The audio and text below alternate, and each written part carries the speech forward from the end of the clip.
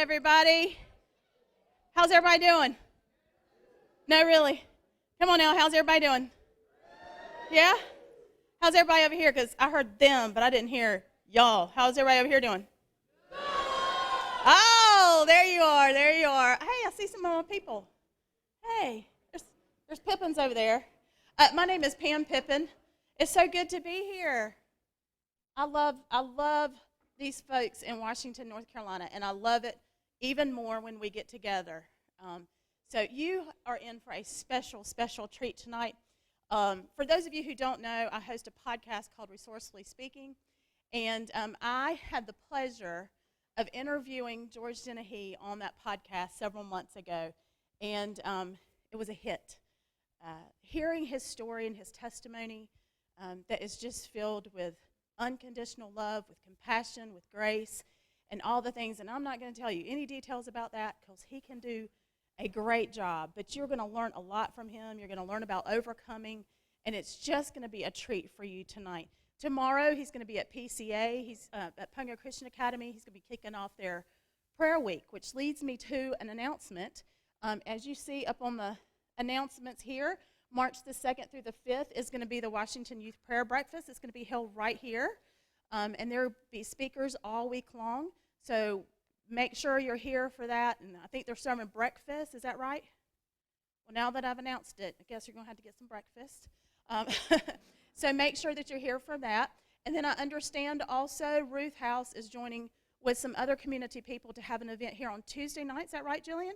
Tuesday nights for girls only. Starting at 7 o'clock, and you're going to want to be here for that as well. If you're a girl, if you have questions about that, see Jillian in the back. She can help you out with those details. So I want to make sure George has all the time in the world. So George, my friend, welcome to North Carolina.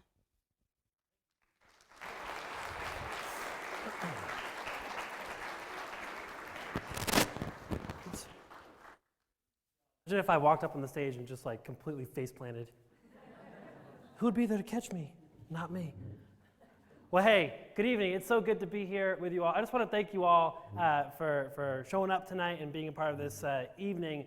I do consider it an honor to share some music with you, talk to you about my life and just kind of things I've been through, where I started, where I am now, and everything in between. My hope and my prayer is that as you leave here tonight, that you are encouraged and inspired, and maybe you're able to think about your own lives and even your own disabilities. And I'm going to kind of talk about how we're all disabled in our own ways. I'll talk about that more a little bit later, but maybe think of your own challenges and your own circumstances as opportunities rather than obstacles.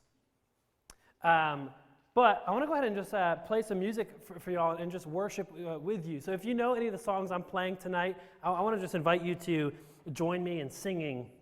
And you can do that however you want. You can stay seated if you want. You can stand up too if you want. You can lay down too. However you guys do it here in North Carolina, it's all up to you.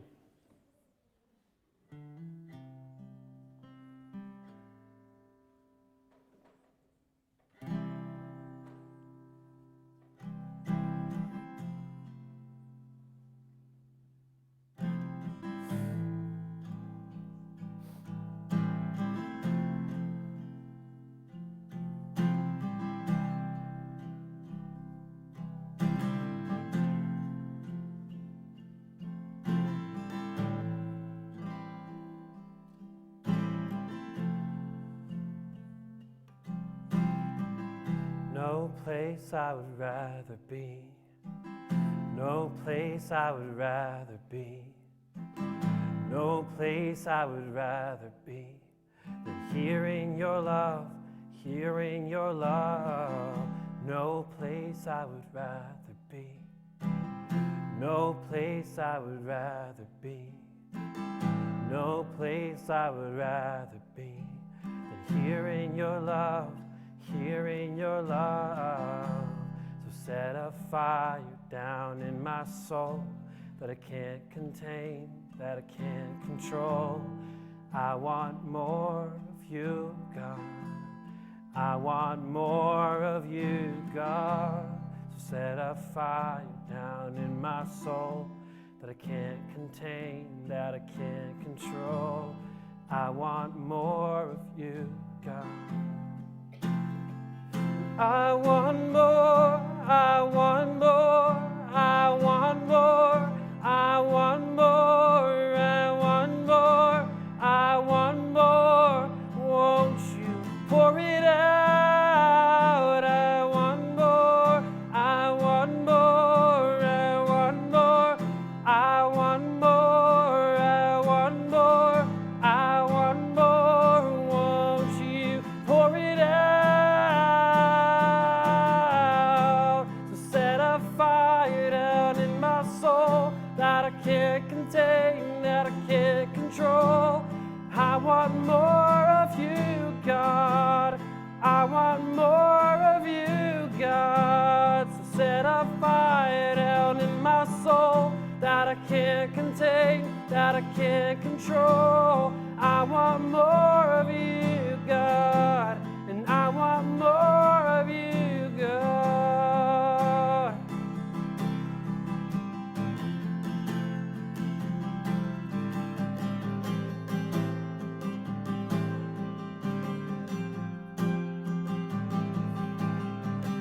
No place I would rather be. No place I would rather be. No place I would rather be than here in your love, here in your love. No place I would rather be. No place I would rather be. No place I would rather be than here in your love, here in your love.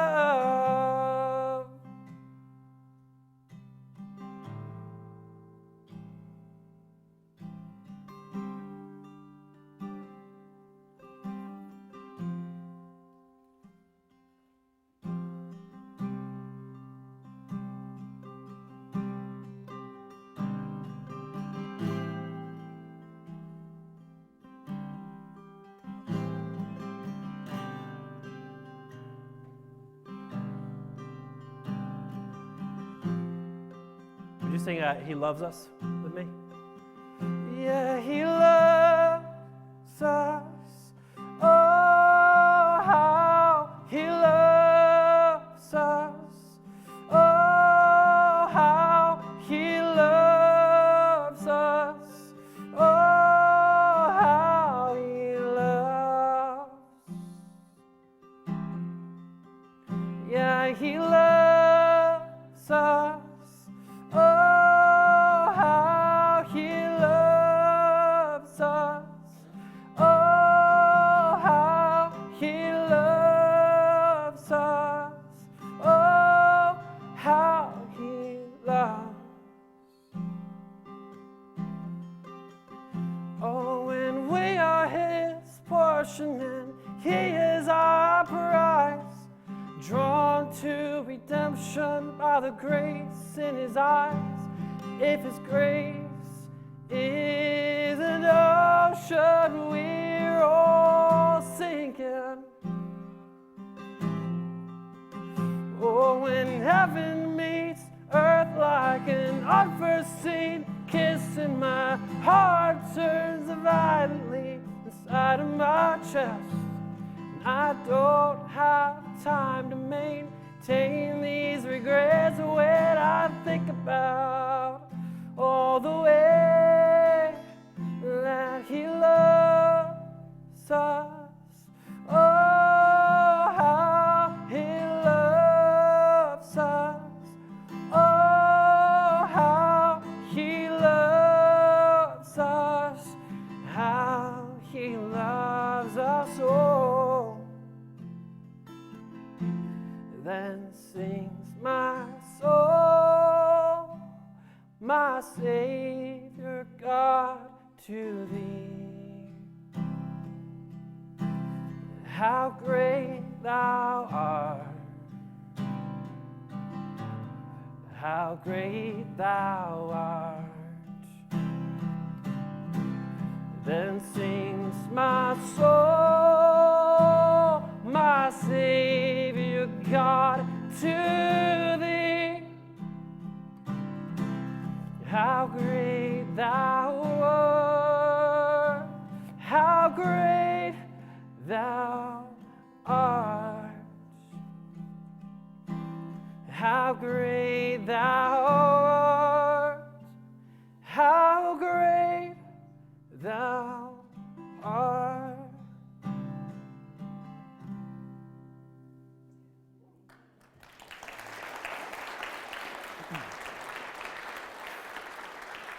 All right. Well, hello again. My name is George Dennehy. I'm super excited to be here. I'm actually here with my girlfriend, Amanda. She's over there to your left. So everyone just say, hi, Amanda.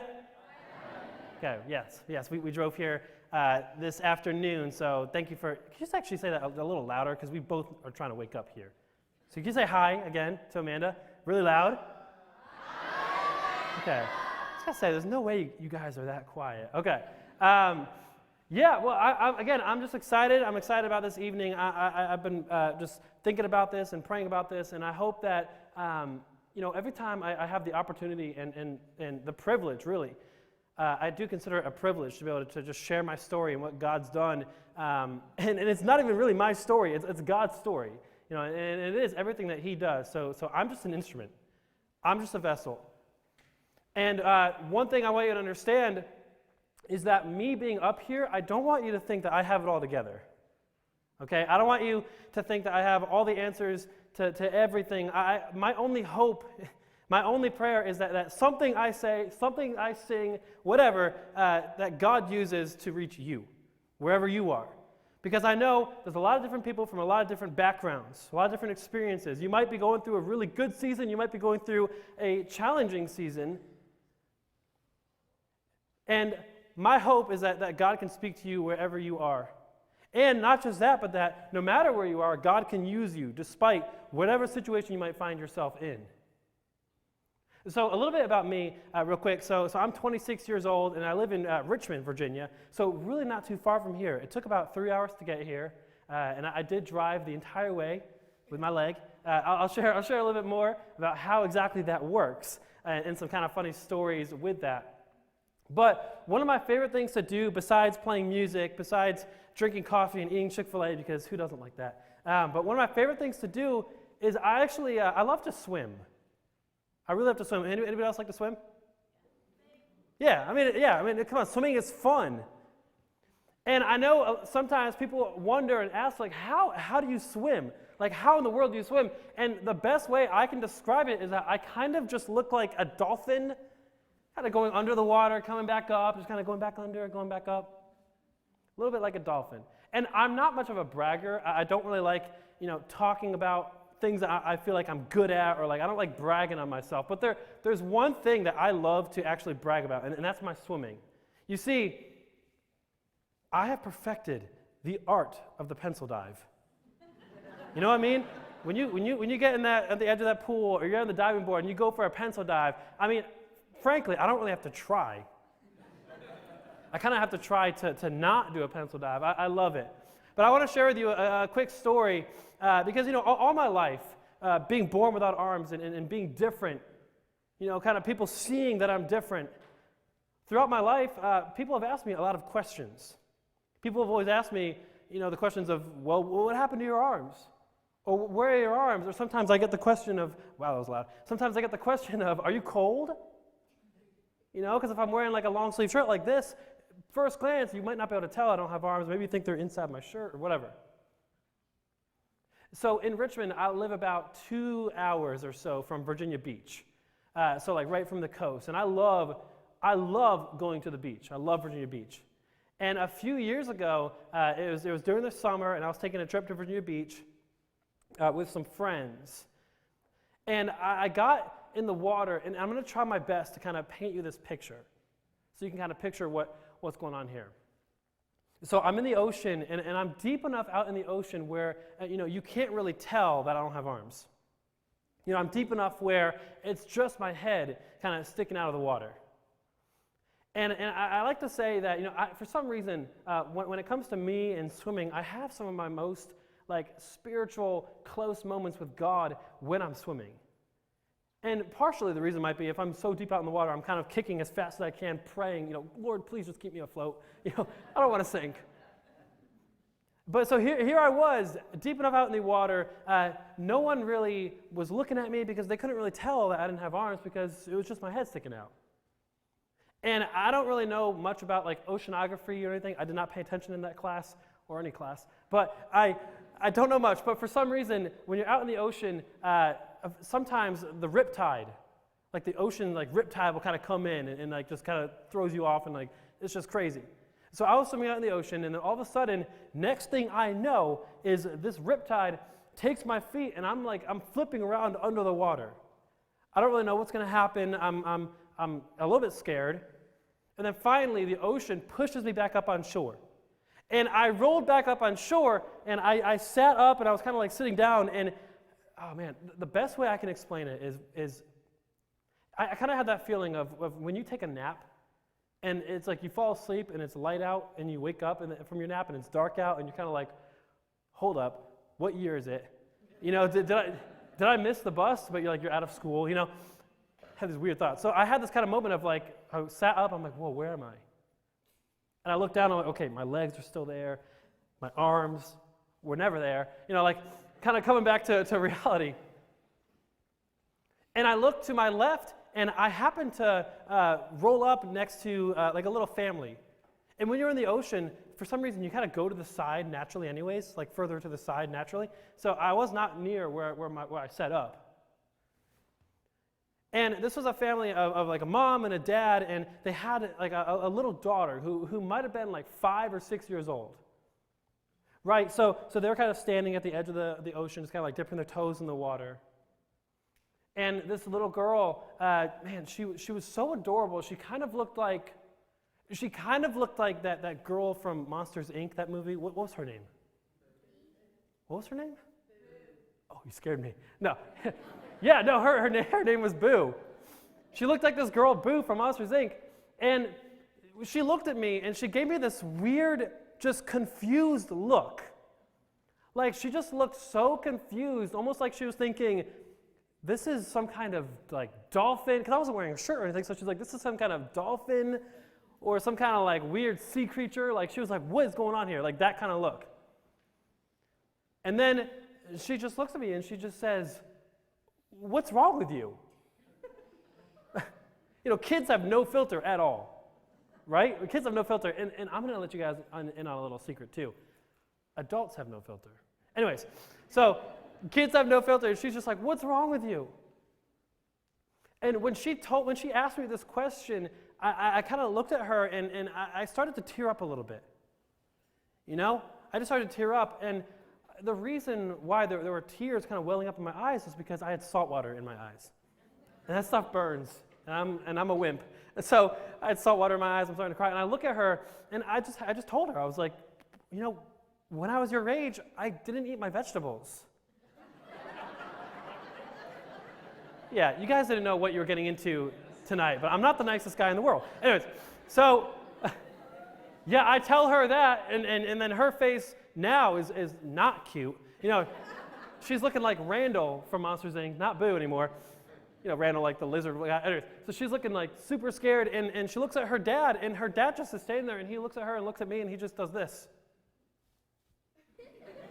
That's all he does. And I'm not going to lie, I kind of half expected to be like just punched in the face at that moment, and I would have accepted it and expected it, like, yeah, you know, I deserve that. Anyways, they started to walk away, and I looked back at them, and the dad looked back at me, and he just gave me this thumbs up. So I like to think I actually did them a service, you know. So I'm like, I wonder where she's at now. She's probably like, you know, 10 at this point, still eating her vegetables every single meal, you know, hoping. So kids, you got to eat your vegetables. Your arms are going to fall off. For real. No, I'm just kidding. They're not going to fall off. Well, hey, so I want to tell you about the beginning of my life and kind of where I started and kind of how I got to where I'm at now. So the truth is, so if I kind of make up a story to you, you can be like, no, because you told me the truth. The truth is, I was born without arms, and I was actually born in Romania. So I was born in this small Romanian village that was very poor and just dirty and messy and sad. And the thing about Romania, and the thing about a lot of just other countries in general, is that when a child is born imperfect, I'm going to try to do the quotes. It's hard to do with toes. Anyways, can you all help me? How do you do quotes? And, like the quotes? Yeah. When a child is born imperfect, quote, they're in a lot of these countries, they're believed, I was believed to be cursed by God. So someone like me was cursed by God in their eyes. In the villages, the villagers, the neighbors, whoever, that community saw me as a curse. Evil spirits living inside of me. So they shunned my family from the village and basically said, like, how could you bring him back? How could you bring him here? He's going to curse us. So here are my parents, my biological parents, with this, reality and this decision to make. Kind of, what do we do? Because if he stays here in this country, if he stays here in this village that is all they've ever known, they've never been to the city, nothing. They don't have the means to get to the city. It's so poor. So here they are thinking, if he grows up here, what's for him here? So they had to make that impossible decision that I can't even imagine making of, we have to give him up. We have to give him up and just hope, just desperately hope that maybe someone somewhere out there can give him a life that we never could. Because if he stays here, he will just be an outcast forever. So they placed me in this orphanage shortly after my birth. And this was the kind of orphanage where, maybe you've seen pictures or videos of kind of just dirty orphanages that's overrun by kids. There's way too many children for nurses. This is kind of one of those places. And not only that, but there's that superstition that I was cursed. So the nurses, when they got me in this orphanage, they didn't want anything to do with me. They didn't want to hold me. They didn't want to touch me, nothing, because they were afraid. They were so scared that if they were to hold me or anything, that I would curse them. So what they did was they just placed me in this crib all by myself, way in the back.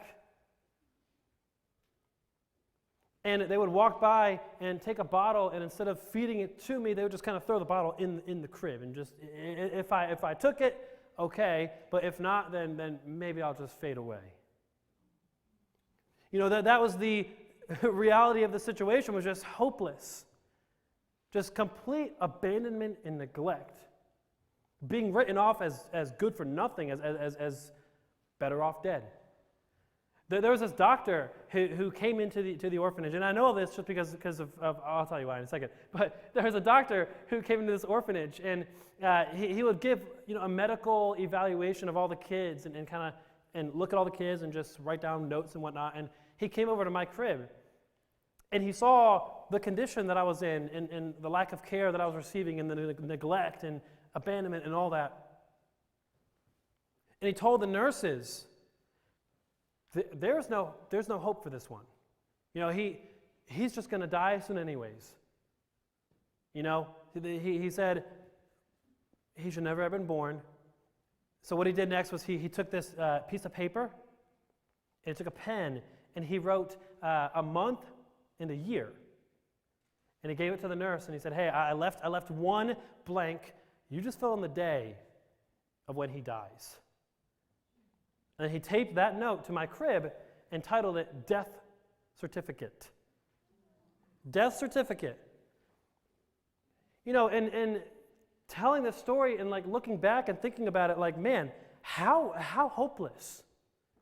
How dark and scary and just evil that situation was. And I'm excited to be here because I don't know what situation you find yourself in, and you would look at that situation and just say, wow, that's a hopeless situation. And I don't know why I'm saying this or who needs to hear this or whatever, but I look back and I know that even in that, God was moving. Even in that, God was working. Even in that, God still had a plan and a purpose for my life. Even when my parents ripped me off, when the nurses ripped me off, when this doctor ripped me off, imagine, the doctor could have come in and he could have helped me. He's a doctor. But he didn't. So all these people wrote me off But guess who didn't write me off? My Creator, the one who made me. So I don't know where you might find yourself, or maybe life is great for you, but maybe you find yourself in this dark season of life where things just seem what good could come from this? What good could come from an armless baby in this Romanian orphanage? What good could come from that? Maybe you think, what good could come from my situation? What good could come from me? I just want you to know that I get it. I know that wherever you are, what situation you find yourself in seems full of despair, void of hope, but God is still moving and God is still working. Because in that moment, for me, as a child, God was already working on the hearts and minds of a couple here in America. Mike and Sharon Dennehy were just a normal couple with 3 biological kids who they had a very comfortable life. At the time, they lived up in Connecticut, and they had a nice house and 2 dogs, and they went to church every Sunday. My dad had a good job with Palm Pilot. Anybody remember the company Palm Pilot? He had a good job with Palm Pilot, and they had a very just good life. It was good. It was the American life. It was just cool. But one Sunday, they were at church, and they heard this sermon, and, it was convicting. And I feel like it's my responsibility to share that same sermon kind of with you in these couple minutes. Because basically, in summary, the pastor told the congregation, as followers of Jesus Christ, as followers of God, and striving to live in God's purpose for our lives, we're not called to be comfortable. We're not supposed to be comfortable. If you find yourself comfortable and at ease and chill and just everything's going good and just good, then, I don't know, look around and kind of second guess what's going on. That's kind of what he told my parents. That's what he told them is, God calls us to step out of our comfort zones to make a difference, to make an impact on this world around us that so desperately needs us, needs Him. I mean, it's not us. They need Him. So my parents just felt really convicted by that because they were just comfortable and happy and good and just, it was great. So on their way home, they were talking about this and they were, my mom kind of made a comment about, I really feel like we could be doing more. Like we could be doing more for the kingdom. We could be, just doing something bigger. And my dad, in agreeing, kind of said, yeah, absolutely. And from what they describe it as my dad kind of had it in mind of, well, maybe they'd go to like a vet or a pet store and hold puppies and love them, or they'd go to like a homeless shelter and feed people, and like all that stuff is good. I'm not downplaying that. That's really good stuff. But in the car, my mom said something like, let's adopt a child that nobody else in the world would want to adopt. Just in the car, 5-minute ride home. And my dad kind of said something that maybe a lot of you husbands have said before. He said, yes, honey. That's all he said. I don't think he knew how serious my mom was. But my mom was serious. She went on the case. Fortunately enough, my mom had a friend, like a family friend, who had already adopted a child before through an organization called Bethany Christian Services. So she asked her friend, she said, Carrie, do you still have the newsletter from Bethany? Can I take a look? I'm interested in just kind of looking more into this and kind of seeing where God leads. And so she was looking through the newsletters and all these kids, and she came across a picture of a baby boy, black and white picture of this baby boy crying, no arms. And the description about me, the name being Bota George in Romanian. George. I was like, why didn't you give me the name George? Anyways, the description saying, baby boy born without arms, desperately needs a family, and then it just says, this boy will soon die. ...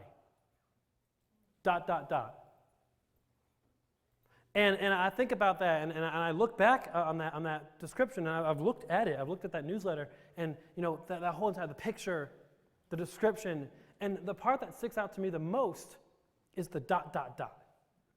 the three dots. Because, one period at the end of a sentence, what? Closes the sentence out. That's the end of the sentence. The period just closes it. But there's three. There's three on this one, kind of meaning, kind of insinuating, maybe there's a continuation of this story. This boy will soon die, ... But maybe something else could change. Maybe something could happen here. And I think about it like, man, God, through my parents, through my mom seeing this, he filled in those dots. He filled in those dots. My mom saw this and just she immediately knew, this is what we need to do. We need to make him our son. So she called my dad over, and my dad saw this, and then he felt it too, and they both just said, yeah, we got to do this. So they did all they needed to do, the paperwork, whatnot, all the stuff. They flew to Romania for the first time, picked me up for the very first time. I was 1 year and 8 months, 7 months. I was 1 year and I was almost kind of 2, and I weighed 9 pounds. I couldn't hold my head up. I was pale. I was sick. My dad and my parents say, you looked like a dead body. You looked like a dead body. But then you smiled when we picked you up. So we knew, oh, we're doing the right thing. Like there's life here. There's purpose here. They knew. They believed the truth that God made me for a purpose. God made you for a purpose and for a plan. It was sad because they had to go to Romania, meet me. They had to go back to America. Then they had to go back to Romania again to actually bring me home. I don't really know the exact reasons. It's different for every country. It's different for every agency. But that's what they had to do. My dad says that on their way out of the orphanage, he took a $20 bill, just like a $20 bill in American money, gave it to the nurse and said, there's more where this came from if he's in better shape when we come back. And I was in better shape. So money talks, people. Anyways. So they came back, they picked me up, they brought me home, they made me a Dennehy. They gave me a new name, kind of. George to George is not really much different, but it's different enough. And they adopted me into this family. And the older I got, the older I do get, the more I think about my adoption and just what adoption is. I was once an orphan, lost of hope, no family, no parents, no love, no purpose. And then, just like that, I'm brought into this family, given a new name, a new identity, a new hope, love, community. And I don't know if you're in here and you've proclaimed Christ, but if you have you ever thought of yourself as adopted? It's in the Bible, we may read about we've been adopted as sons and daughters, but have you actually thought about it? Before Christ, you were an orphan. Before him, you were abandoned. You were lost without hope. The enemy maybe put this death certificate over your crib, over your life, but then Jesus comes in and said, no. She's not worth this. He's not worthless. Because I'm going to adopt him. I'm going to adopt her and bring him into my family and give them a new name, give them a purpose. So I didn't really plan to say that, but if you have never really thought of yourself as adopted, I really want you to really think about that because I just think it's amazing. I don't have all the time in the world, so I'll just say real quick, after my parents adopted me, they went on to adopt 9 more children from 5 other countries. So, they adopted me, and the best way I can put it, just because I have a weird sense of humor, but my mom just kind of became an adoption junkie. Actually, really, she got addicted to this adoption thing, kids, animals, whatever, you need a home, come on in. Really. I want to share with you a quick story. About a year, maybe a year and a half after I was adopted, my mom, once again, was kind of looking through the newsletters of different agencies, and she was looking, and she saw a boy from India. His name was Kartik. He had been abandoned by his parents, and he's in this Indian orphanage, and he needed a home. But here's the kicker. You like that? Here's the kicker.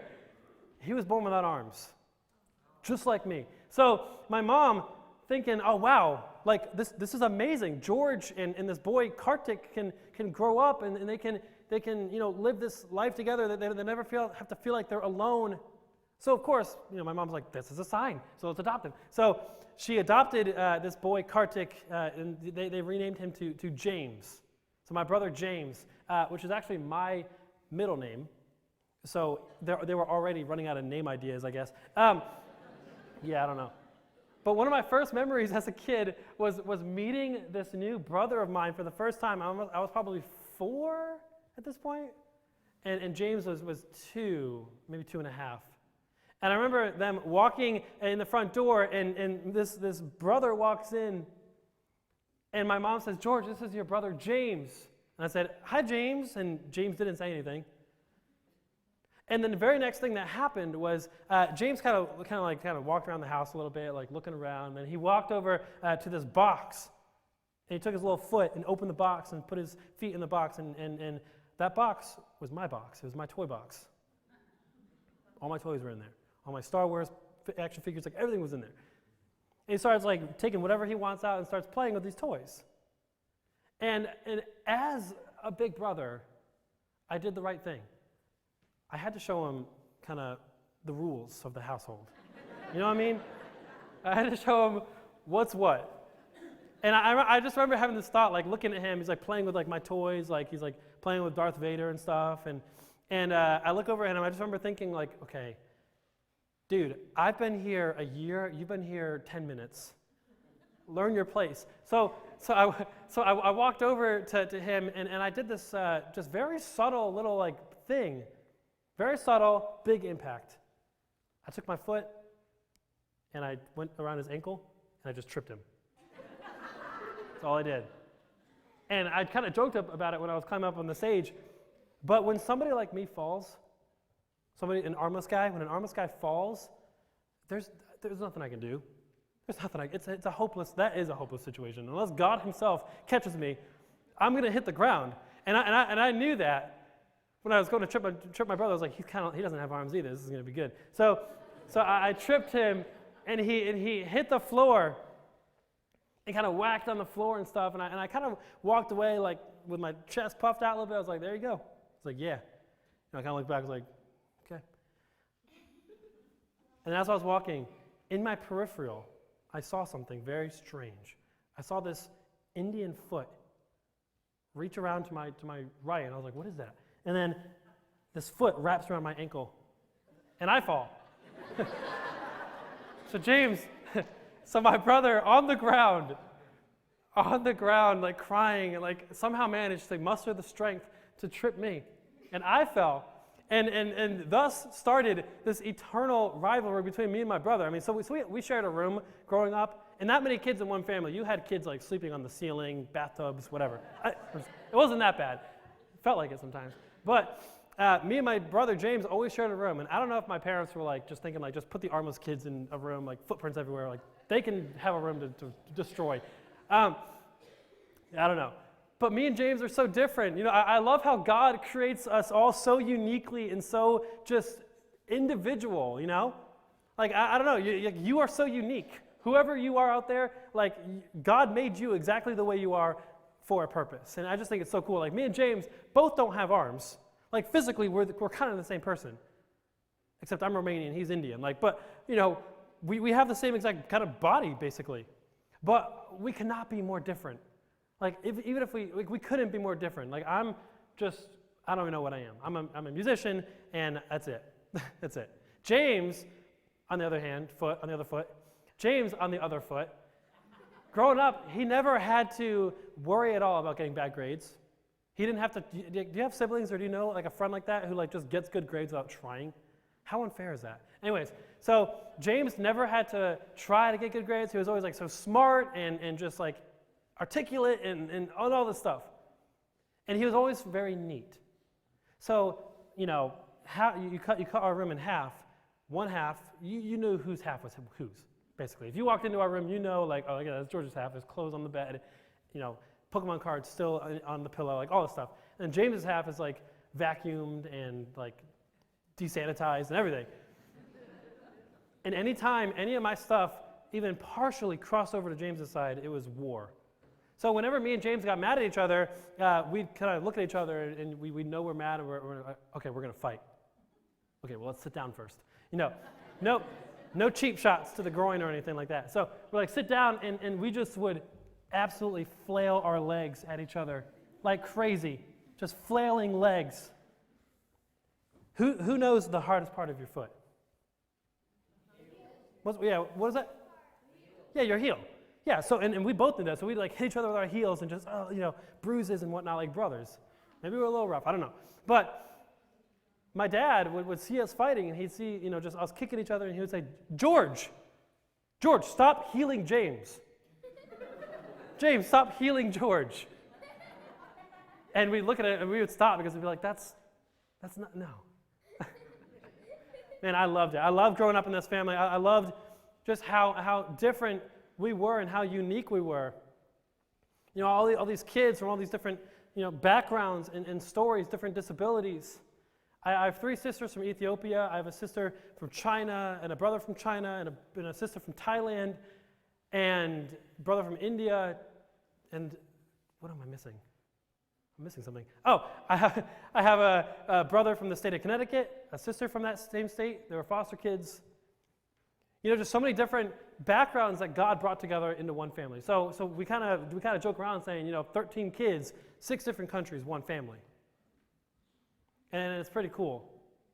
And, growing up in this environment with my parents, just growing up without arms in general, as you can imagine, there were a number of different challenges I had to learn to face. Learning how to do things with your feet was not always the easiest of tasks. And I remember being a kid, and most of the time, I was kind of lazy at first. I wanted my parents to kind of just help with everything. Or like, oh, I was thirsty. I wanted a cup of water. Mom, can you give me a cup of water? Like, I'm thirsty.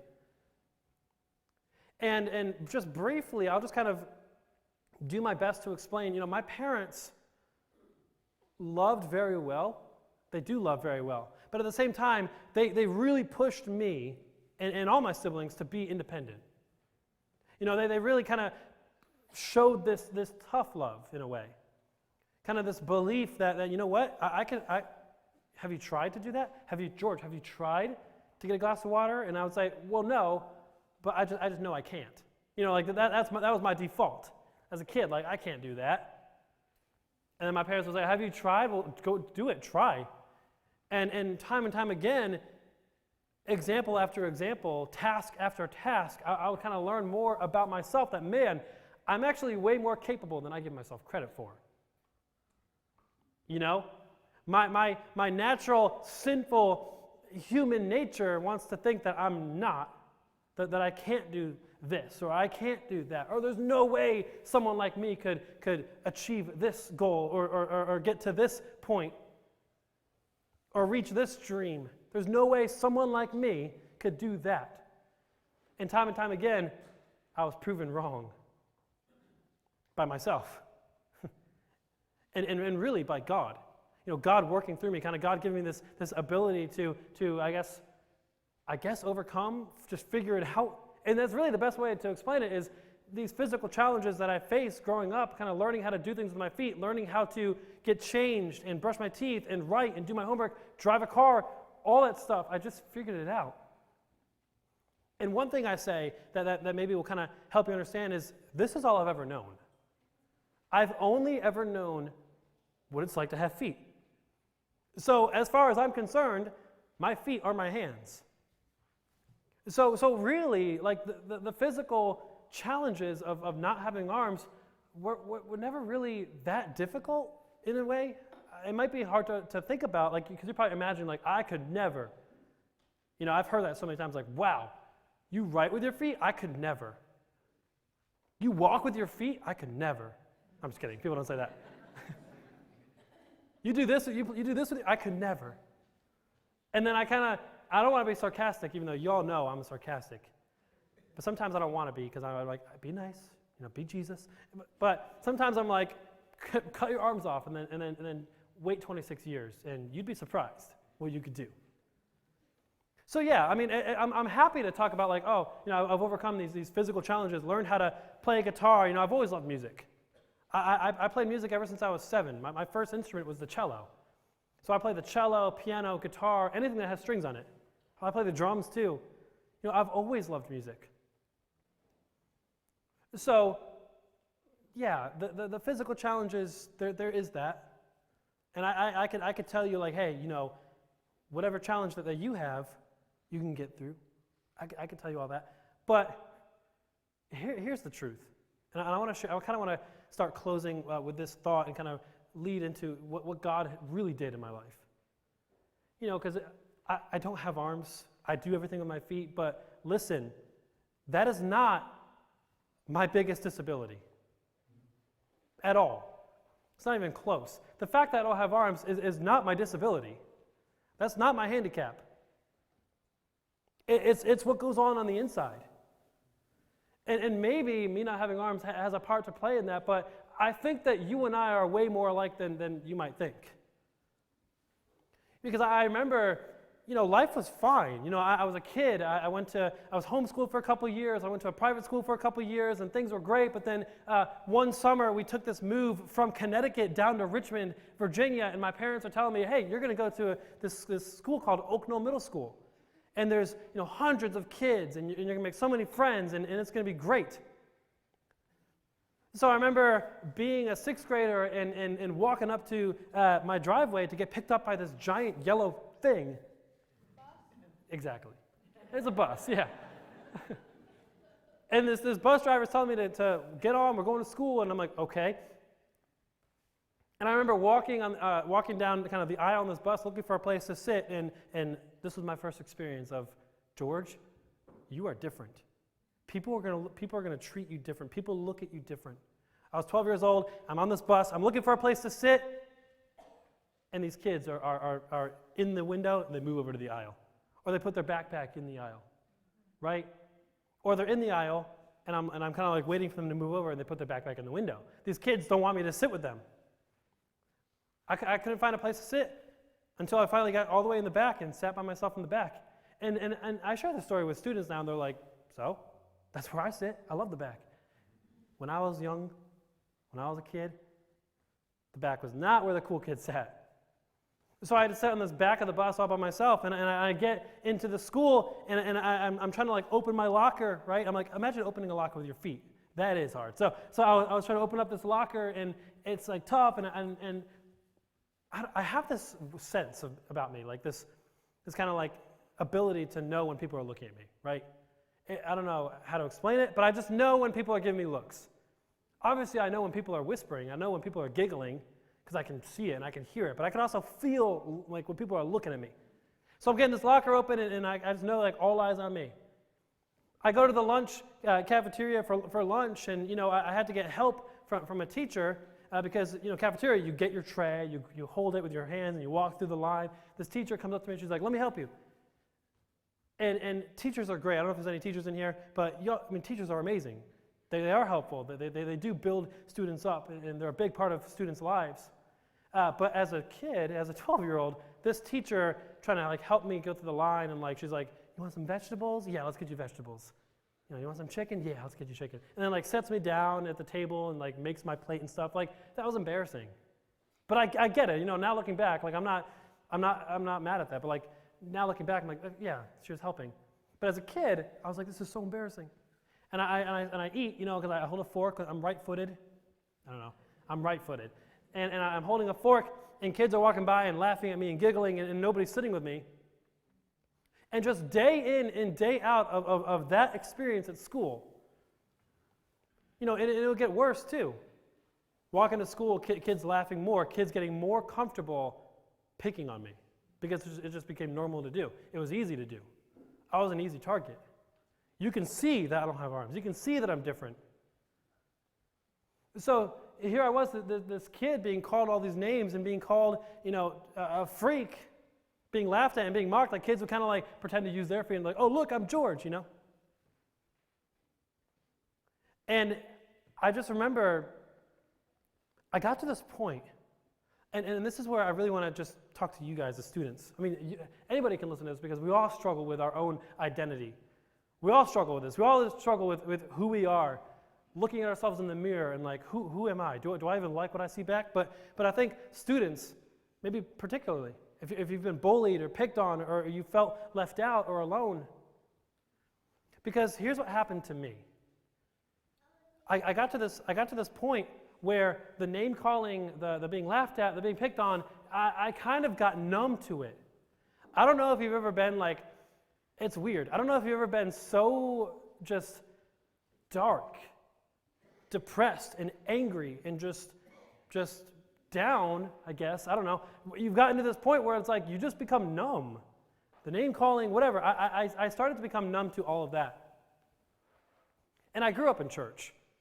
So I grew up in church. I grew up hearing stuff like, God loves me, and God made me, and my mom's womb, and all the stuff. I grew up hearing John 3:16 and Jeremiah 29:11, which is actually taken out of context a lot. But anyways, I grew up hearing all this stuff. But here I was, being picked on and getting to this numb point. But the one thing I could never get numb to and close myself off to was being alone. Was just being alone, not having anybody, not feeling like I didn't matter, feeling like I was a mistake, feeling like I was worthless. I don't know if you ever felt so alone in your life where it's just weird. You can be in a room full of people like this. Maybe you're out there right now. Maybe you're surrounded by people right now, but you feel alone. But you feel so alone. And I don't know, I think the enemy, I believe, and I know for true, that, we serve a God that loves us, that cares for us, that has a purpose for us, but on the flip side, there is an enemy that's out there to get you. There is an enemy that's out there to get you, and I think he's going to try to do that the best way that he can, and that best way is to make you think, to make you feel like you can't be used by God. To make you feel like you don't matter. That's kind of how he gets you, is by kind of isolating you.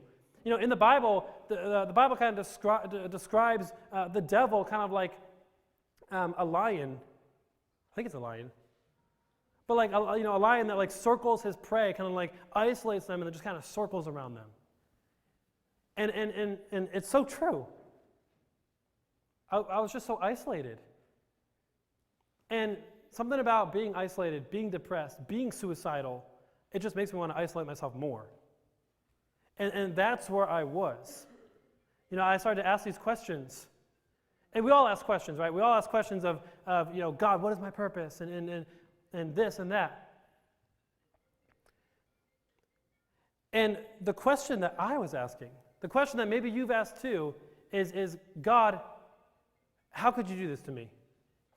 God, how could you make me without arms? I started to wonder, like, I grew up hearing all this stuff about God and how He loves us and all this stuff and the song and everything. But why? Why would a loving God? Why would this God that's supposed to be so good and perfect and wants what's best for us? Why would a God like this just decide, George, you're going to be born without arms? Or this person's going to be born this way, or this person's going to go through this, or this person's going to face that. Like, what kind of loving God does that? These are the questions and doubts and insecurities that I was having as this 13-year-old, 14-year-old, 15-year-old, 16-year-old for years. Throughout middle school, high school, it was the darkest part of my life. And I hope, honestly, that nobody in here has ever been through something like this. I hope that nobody's going through something like this now because I know what it's like, and I would never wish that upon anybody, anyone. Just being so just engulfed in anger and hate towards God, towards everyone, towards yourself. I kind of felt like, it was kind of like I was an orphan all over again. It was kind of like, yeah, I was adopted into my family and all this stuff, but 10 years later, I'm an orphan again. I built this orphanage for me and secluded everybody out. And the enemy has written me off. I don't know if you've felt this feeling, if you felt this anger, this depression, this sadness, this feeling that God doesn't love you, this feeling that you don't matter, this feeling like you're worthless, this feeling that God loves you less because he makes you go through this or go through that. But there's a part in the Bible, and I'm going to start closing with this. I don't want to keep you guys here forever because I know it's school tomorrow. I know how much you want to be there. Anyways, there's this part in the Bible, and you may have heard this before. You may have heard the scripture before, but I want to kind of share with you this because it changed everything for me. It changed everything for me, and this is I remember this so vividly too because I was at youth group when I heard this. When I heard the youth pastor kind of preaching, and just, no, he wasn't even preaching, he was just reading this part first. And it comes from John chapter 9, and I don't, come into a church event, I don't even have my Bible with me, but I'm going to paraphrase the best that I can, and if I get something wrong, anybody who knows this, you can kick me out if I get it wrong, because that is blasphemy. But I'm going to do my best. Basically, John chapter 9, verses 1 through 3, describes Jesus and his disciples walking down this road, and the disciples see this blind man on the side of the road alone. Kind of sounded familiar already. This disabled man on the side of the road alone. And the disciples asked Jesus, because adults don't have filters, like, Lord, why is this man born blind? Why is he blind? Who sinned? Did he sin or did his parents sin? Like, something must have went wrong for him to be blind. This could not be a purposeful thing.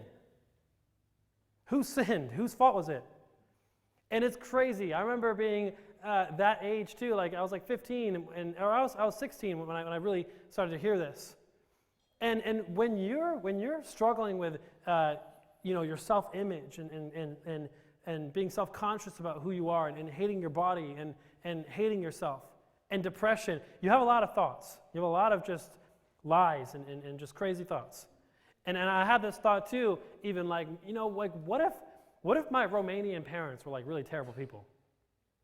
What if they were just bad people and God punished them by making me be born without arms? And they couldn't handle that, so they gave me up. I had these crazy thoughts like that. Like, what if? Maybe I'm being punished. Maybe they're being punished. I don't know. Something must have went wrong. And that's what the disciples asked Jesus. Something must have went wrong. And then Jesus just very simply just corrects them.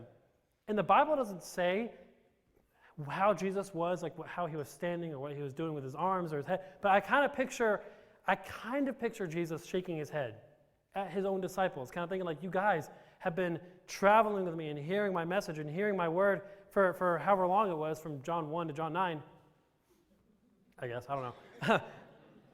But you've been traveling with me and you still don't get it, because I kind of picture him shaking his head and saying, no, it wasn't his sin or his parents' sin that this man was born blind, but this man was born like this so that the works of God could be seen through him in a mighty way.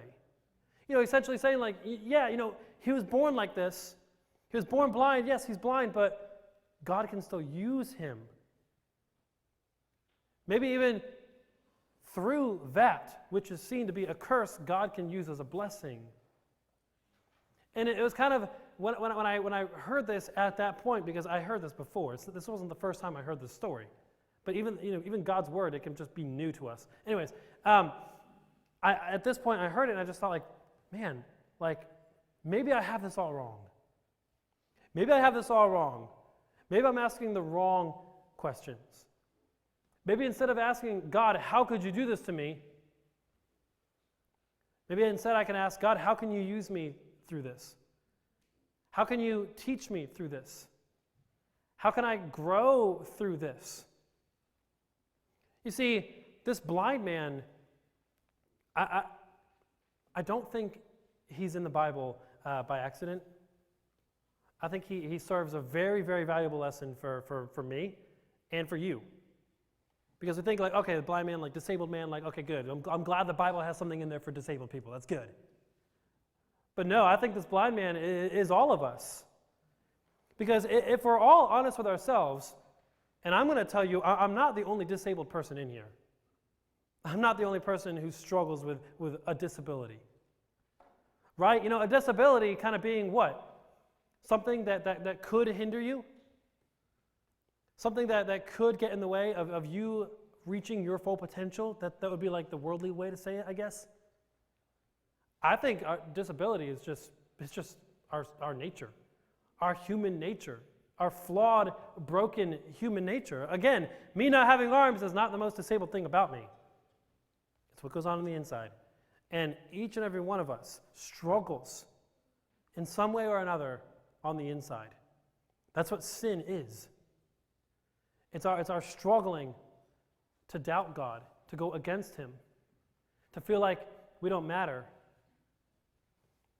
So I kind of want to tell you something. I kind of want to ask you, or just tell you, if you feel like you're not good enough, if you feel like you're not capable enough or not able enough to do the things that you want to do the things that you feel like God's calling you to do, if you feel like you're not good enough for that, good. Good. Because for so long, I thought that I wasn't good enough. And yeah, it's kind of true. When I got to this point where I realized, you know what? I keep saying, oh, I can't do this. I can't do that. There's no way I could do this. There's no way I could do that. Maybe you think, there's no way I could do this. How could God love me despite this, despite what I've done here, despite who I am here? When I realized it's not about what I can or can't do. Right? Because I have limitations. I'm human. It's not about that. It's all about what God has already done. Like looking for a cross. There's a cross in your heart. Oh, what? Dude, okay. That cross. It's all about what God has already done on that cross. So as humans, we can get in our heads, right? About oh, there's no way I could do this or I can't do that. But I had to start thinking, this transformation that started to happen kind of started with that. But it's not about what I can or can't do. It's about what God has already done and what He can do through me. That is where there are no limits. It's in that where anything is possible. Where I don't even know what God can do because I haven't even allowed Him to do it. Because I've been placing all this weight on my shoulders. When God is saying, no, I already took all the weight for you. Let me show you. So I'm going to go ahead and close here in a second with just close with a song that I wrote. But I just want to encourage you in that. I don't know where you are. I wish I could hear each and every one of your stories. Maybe I can because I'm going to hang out here for a while. I'll be the last person to leave because I want to meet you. But I don't know where you've come from, kind of what you've brought with you here. I don't know how your week has been or how your month has been or I don't know how 2020 is treating you so far. But I just want to encourage you with that no matter what it is you're going through, no matter how disabled you are, we serve a God who is completely abled. And I know it's maybe easier said than done, or maybe it seems so simple, but just rest in that. Rest in knowing that God made you and created you for a plan and for a purpose. And you can just rest in that. You can allow God to use you for how He wants to use you. Just get out of His way. Let Him do it. So I want to go ahead and just close here with a song that I wrote. This is a song called Not Abandoned, and it's kind of about this idea of adoption, right? This idea that I was adopted into my family, that I was adopted by God, that you were adopted by God. Is anybody else actually adopted, like physically? Awesome. Sweet. Okay, good. So I'm not the only adopted one as a human. But am I saying that right? Maybe. But this is kind of about this idea that maybe you're here now and you're in that orphanage even now, that spiritual, emotional orphanage. My hope is that by hearing a little bit from me, you can be reminded and be encouraged that it doesn't have to be that way. So this is called Not Abandoned.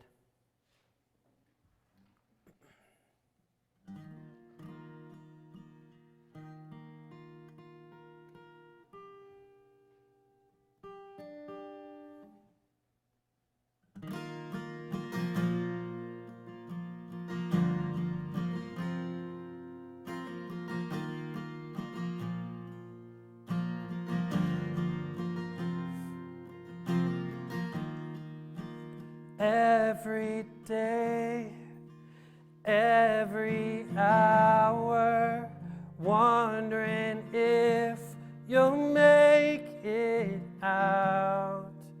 You've been here for as long as you can remember, trapped inside this hollow shell.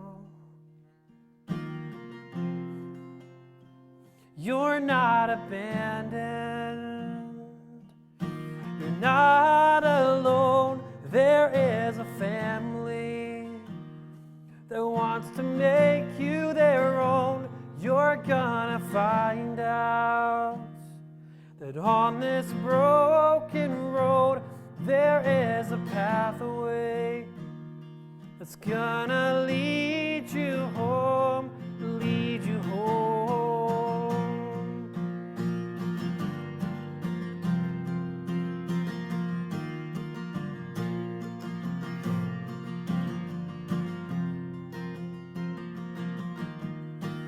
You were left in a wasteland with a voice yet to be heard.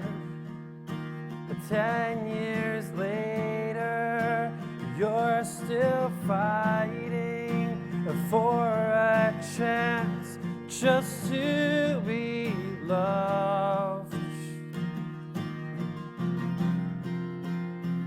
You're not abandoned, you're not alone. There is a family that wants to make you their own. You're gonna find out that on this broken road there is a pathway that's gonna lead you home. You're not abandoned, you're not alone. There is a Savior who wants to make you his own. You're gonna find out this broken road. There is a pathway that's gonna lead you home.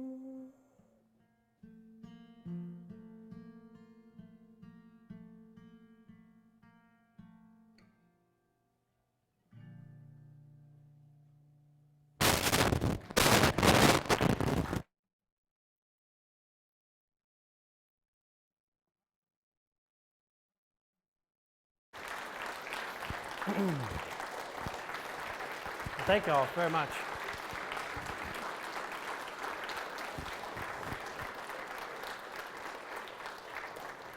Thank you all. Well, hey, thank you all again so much for being here and for, you just heard from a guy, you just heard songs and heard a story from a guy you've never heard of before, and I really appreciate that. So I hope that, God spoke to you in some way through what I said or what I sang or anything. That's if one person here was impacted in some way, then this whole trip is worth it.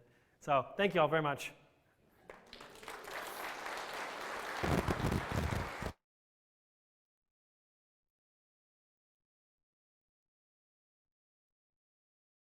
No? Oh, okay, here I am. You can be seated. We are going to close with a word of prayer, but George, if you don't mind, if anybody has any questions, yeah, just like open mic. We can improv. We can do it. Sure. Okay. Yeah. All right, does anybody have any questions? That sounds fun. Yeah. Hang on. Let me bring the mic to you, okay? How do you clean yourself? That's a really good question. What's your name? Sorry? Bella. Bella? Okay. Let's think. Best way to answer this. Okay. So I don't have arms. I've never had arms. And I can just, I'm flexible. And I can do that pretty good, actually, I think. So yeah, it works. Yeah, definitely. Good question. That was a good one to start off with. Very good question. Yeah. Right? I think you have really good singing. Yeah, thank you so music. much. Man, appreciate that. Thank you. How do you drive? How do I drive? Okay, so like how do I drive a car? Yeah, I guess what else? Yeah. Maybe I should stop walking. Okay, how do I drive? Good thing when I drive I sit down, so demonstrating this doesn't make me walk around. So I drive a car that's not modified in any kind of way. So just real quick, a little backstory.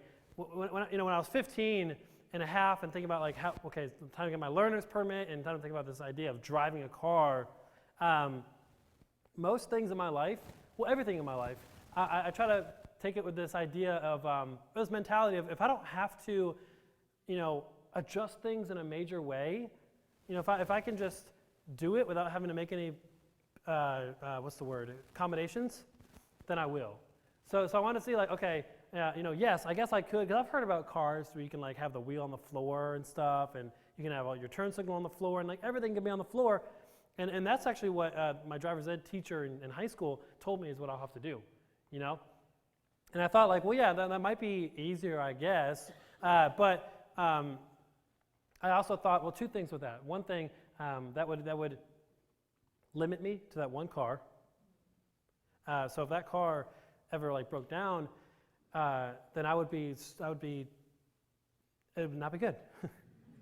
Can't say anything, don't want to say anything weird. Anyways, and then also I realized too that would be really expensive for my parents to make. So I figured out, what I can do is I can sit down and I put my left foot on the gas and the brakes, and I put my right foot up on the wheel, and that's how I drive a car.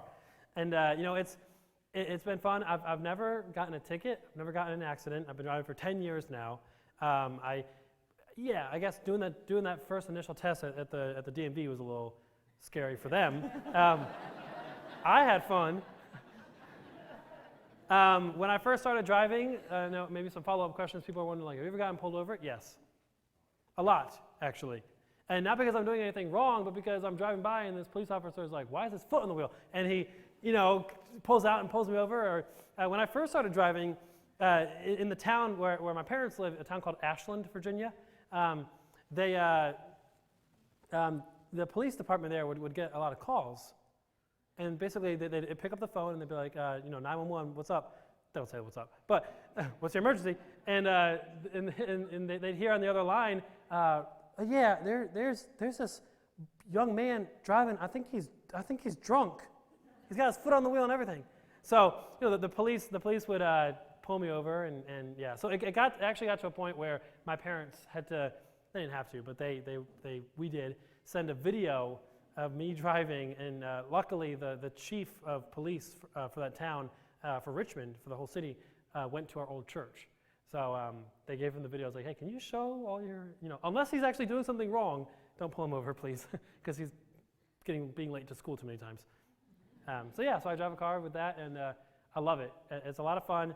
You can ask Amanda. I love having fun. I love kind of messing with people even. So like going through drive-thrus and it's just fun. It's so funny because at Chick-fil-A, they don't really say anything about it because Chick-fil-A they're literally angels. They're actual angels sent by God. They don't really say anything, but if I pull up to McDonald's like sometimes you gotta get those fries. But if I ever pull up to McDonald's, that I'll get like a whole earful of like, what, you drive with your feet? That's so crazy. Like, that's allowed? I'll get all this stuff. It's fun. I've thought about being an Uber driver too, just to see what would people do. What would people say? Yeah, drive with my knees. I mean, sometimes if I'm driving for a long time, sometimes I'll get tired and I'll switch. If your feet gets tired. What's that? What'd you say? Sometimes when you drive, what happens if your feet get tired? That's a good question. If my feet get tired, if they get really tired, then I'll pull over and just kind of like stretch or like take a walk or whatever, just like walk around. But I can go, this trip was 3 hours, so I can go a good 3 hours without having to get out. Unless I have to go to the bathroom. Can't you just call a taxi and pick you up and drive you the rest of the way? I could if I needed to. Yeah, I haven't done that yet, so I've been lucky so far. That's a good idea though, to do that next time, if that ever happens. So that was a good question. Does anyone else have any questions? One more? Like I'm an open book. I'm coming. How do you deal with money? Sorry? How do you deal with money? How do I deal with money? Mm-hmm. I know you spend it, but like with my feet, or just like in general? yeah. I Well, like I to meant, save. do you have it in a wallet of some sort that you? I'm sorry. Do I have a wallet? And do you have a wallet of some sort? And Oh, I you- do. Yes. I mean, so I actually, I have my phone. I have like one of the Velcroed on, like on the back is like those my license and like credit card and stuff. And I told everybody that. So don't take my phone, people. You can buy yourself a burger at McDonald's and that's it. Anyways, so yeah, so I have that on the back, and so, I mean sometimes I'll put my phone maybe in my shoe, and most of the times, and maybe you're thinking like pockets too, like if you put your wallet in your pocket. A lot of times when I'm out and about, if I'm with Amanda, then she'll carry like my phone and stuff with her stuff.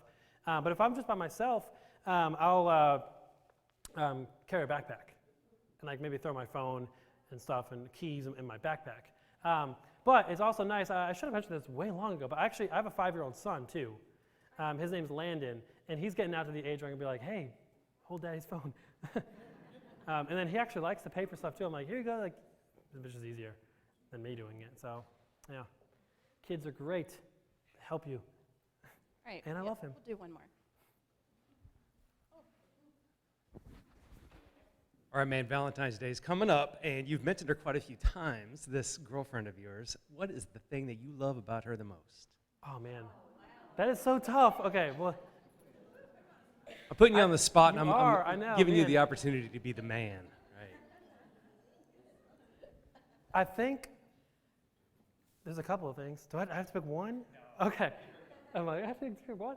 Well, one thing I really do love about Amanda is she loves people.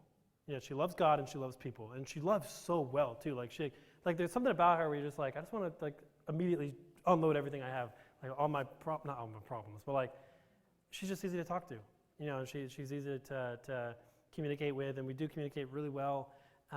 She's really good with Landon, my son, because I'm a single dad. So she's really good with him, and he loves her. And she's funny, and I think. One of the best things is like she accepts me for who I am, arms and not, right? I mean, and that was one of that's one fear I had big time when I was a kid, when I was a teenager. Kids would tell me, mean things. I didn't even mention this, but kids would tell me like, why would a girl ever be with a guy that she can't hold his hand? Stuff like that, And it made me feel really insecure. It made me feel like, I'm never gonna find something special because I'm not as good as a guy who's normal, right? Like, why would a girl pick me when she could pick a guy who has 2 arms, right? But yeah, Amanda just kind of loves me for who I am. And yeah, I love that. Yeah, it's a good question. Good job. Kind of a tough one. Because Amanda, I was like, how about that? I just went through like 10 things, but yeah. I like George, it. it's been so good to have you here tonight. It's been amazing. Thank you. Can I tell a story? Sure.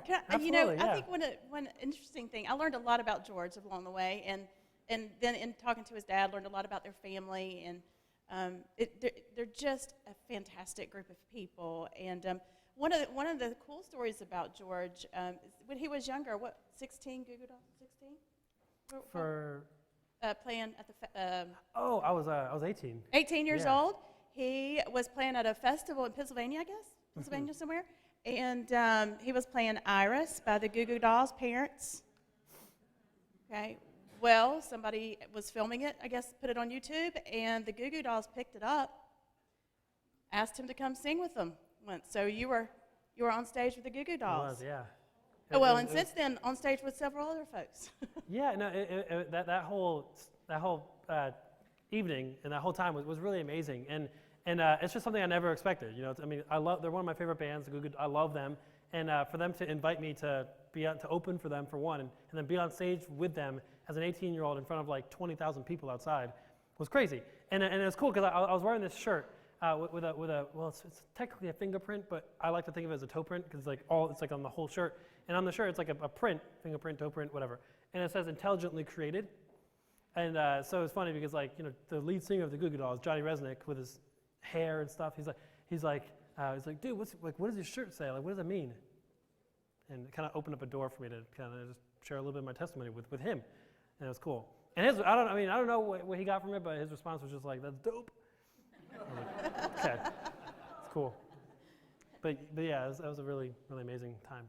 Experience. So we're thankful also, George, that you use your life to show God's story through you. And I'm sure everyone here heard a little piece of God's story tonight, yeah? Yeah. So why don't we close in prayer, and then we'll just be hanging out casually. So mingle. Is there directions, Jillian, for anything? We're just hanging out. What's happening? Where'd Jillian go? Oh, there you are. Okay. Okay. All right. So why don't we close in prayer? Dear God, we're so thankful that that we are here tonight amongst your people. We know that you are here with us because where two or more are gathered, you are in our midst. And Lord, we are thankful that you are a good, good Father to us, and that you will never leave us abandoned, Lord, and that you have a purpose for each and every one of us, regardless of how we feel like we come to you. You can work through us and accomplish great things. You say even greater things than I did can we accomplish. And so, Lord, we thank you that you come into our spaces and you guide us along in our journey, and we are thankful for that. Lord, we are thankful that the Dennehy family chose to choose life, and that they chose to go out to Romania and find George so that you can share your story through the world, through him. And we are so thankful for that. Lord, I pray that you be with each person here tonight, that you keep them safe on their way home. And Lord, may you continually bring to their mind the things that they learned tonight so that they can know a little bit more about you. In Jesus' name we pray. Amen.